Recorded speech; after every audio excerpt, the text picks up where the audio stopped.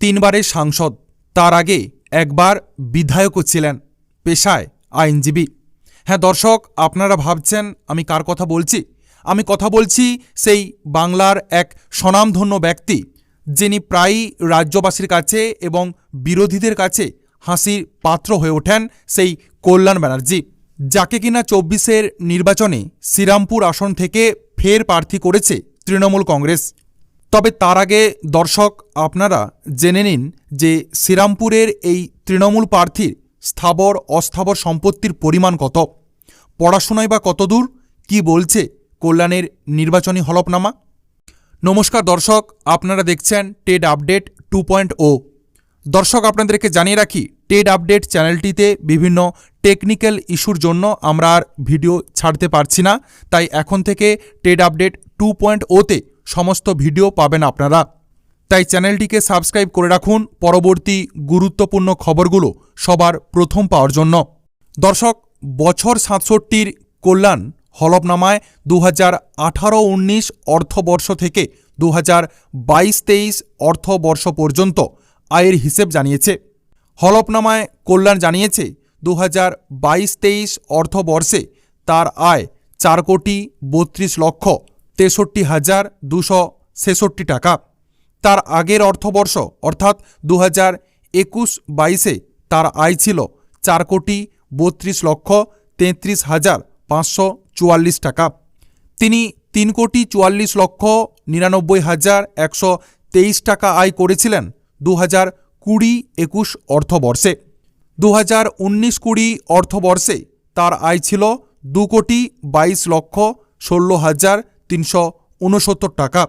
দর্শক, আপনাদেরকে জানিয়ে রাখি, 2018 থেকে 19 অর্থবর্ষে তিনি 3,79,37,820 টাকা আয় করেছিলেন। বন্ধুরা, কল্যাণ বন্দ্যোপাধ্যায় তার হলফনামায় নিজের স্ত্রী ছবি বন্দ্যোপাধ্যায়ের আয়ের হিসেবও জানিয়েছেন। হলফনামায় তিনি জানিয়েছেন 2022-23 অর্থবর্ষে তার স্ত্রীর আয় ছিল 3,25,600 টাকা। 2021-22 অর্থবর্ষে ছবি বন্দ্যোপাধ্যায়ের আয় ছিল 2,88,530 টাকা। 2020-21 অর্থবর্ষে 2,60,250 টাকা আয় করেছিলেন এই ছবি বন্দ্যোপাধ্যায়। তার আগের অর্থবর্ষে অর্থাৎ 2019-20তে তার আয় ছিল 2,60,254 টাকা। আর 2018-19 অর্থবর্ষে 2,75,120 টাকা আয় করেছে কল্যাণের স্ত্রী। আর দর্শক, কল্যাণ বন্দ্যোপাধ্যায়ের স্থাবর অস্থাবর সম্পত্তি কত তা জানলে কিন্তু আপনাদের চোখও কপালে উঠে যাবে। হ্যাঁ দর্শক, মনোনয়ন পেশের সময় কল্যাণের হাতে ছিল নগদ 50,000 টাকা, তার স্ত্রীর হাতে কোনো নগদ টাকা ছিল না। হলফনামায় কল্যাণ জানিয়েছে একাধিক ব্যাংকে সেভিংস অ্যাকাউন্ট রয়েছে তার স্ত্রী এবং নিজের। মিউচুয়াল ফান্ডেও বিনিয়োগ রয়েছে প্রায় কয়েক কোটি টাকা। হলফনামায় কল্যাণ জানিয়েছে দুটি তার গাড়ি রয়েছে। একটি গাড়ি 2021 সালের ডিসেম্বর মাসে কিনেছিলেন। গাড়িটির দাম 22,67,427 টাকা। অন্য গাড়িটি 2014 সালের নভেম্বরে কিনেছিলেন। গাড়ির দাম 4,81,000 টাকা। তার কাছে 15 লক্ষ টাকার সোনার গহনা রয়েছে, এমনটাই জানিয়েছে কল্যাণ ব্যানার্জি। দর্শক, আরও এক অবাক করা বিষয়, কল্যাণ বন্দ্যোপাধ্যায়ের স্ত্রী, তার কাছে রয়েছে প্রায় 60 লক্ষ টাকার সোনার গহনা। পেশায় আইনজীবী কল্যাণ তার কাছে থাকা বিভিন্ন বইয়ের সম্ভারের কথাও জানিয়েছে, যার মূল্য 1 কোটি টাকা। সব মিলিয়ে কল্যাণের অস্থাবর সম্পত্তির পরিমাণ 30,20,70,335 টাকা। আর তার স্ত্রী ছবি বন্দ্যোপাধ্যায়ের অস্থাবর সম্পত্তির পরিমাণ 5,71,41,536 টাকা।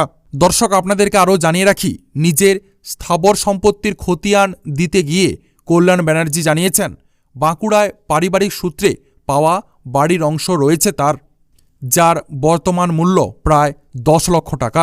এছাড়া কালীঘাটের হরিশ চ্যাটার্জি স্ট্রিট, দিল্লি এবং শ্রীরামপুরে ফ্ল্যাট রয়েছে তার। তার মধ্যে শ্রীরামপুরের ফ্ল্যাটটি স্ত্রীর সঙ্গে যৌথভাবে কিনেছেন।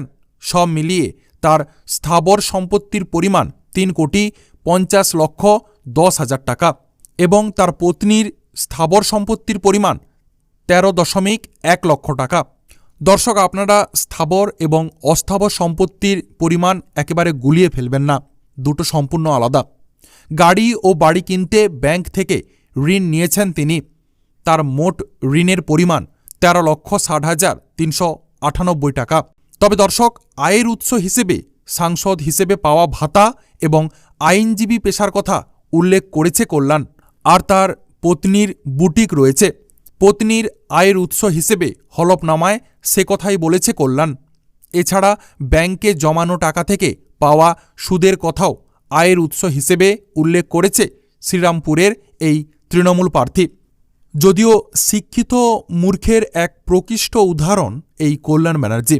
দর্শক, আপনাদেরকে জানিয়ে রাখি, 1975 সালে বর্ধমান বিশ্ববিদ্যালয়ের অধীনস্থ বাঁকুড়া সম্মেলনী কলেজ থেকে বিকম ডিগ্রি অর্জন করেছেন তিনি।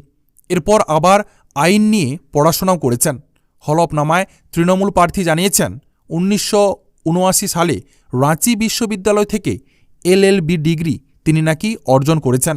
যদিও বিরোধীরা কটাকে সুরে বারবার বলেছেন তিনিও নাকি মমতা ব্যানার্জির মতো জালি সার্টিফিকেট নিয়ে বসে রয়েছেন।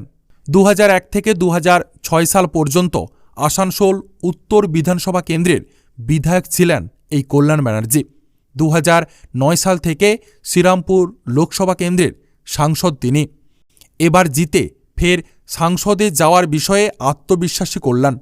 এবারও কি শ্রীরামপুরে ঘাসফুল ফুটবে? কি মনে করছেন দর্শক? অবশ্যই কমেন্ট সেকশানে জানাবেন। এবং কল্যাণ ব্যানার্জি কি একজন সত্যি শিক্ষিত মূর্খ? যদি আপনি আমার এই মন্তব্যের সাথে সহমত পোষণ করেন, অবশ্যই কমেন্ট সেকশানে কমেন্ট বক্সে জানাবেন। দর্শক, আপাতত এতটাই। পরবর্তী গুরুত্বপূর্ণ খবরগুলো সবার প্রথম পাওয়ার জন্য অবশ্যই টেড আপডেট 2.0 কে সাবস্ক্রাইব করে রাখুন। ধন্যবাদ।